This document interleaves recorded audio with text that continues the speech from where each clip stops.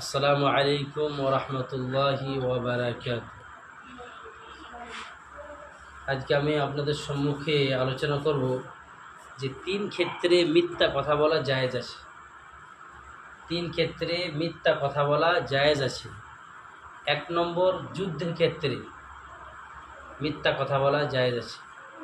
২ নম্বর, দুই ভাইকে মেল করানোর জন্য, দুই ভাইয়ের বিচ্ছেদ আছে, তো দুই মুসলমান ভাইকে মেল করানোর জন্যে, সুলাহ করার জন্যে মিথ্যা কথা বলা জায়েজ আছে।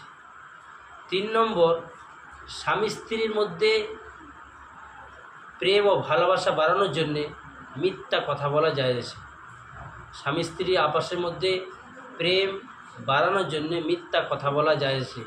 এই তিন ক্ষেত্রে মিথ্যা কথা বলা জায়েজ আছে, বাকি কোনো ক্ষেত্রে মিথ্যা কথা বলা জায়েজ নেই।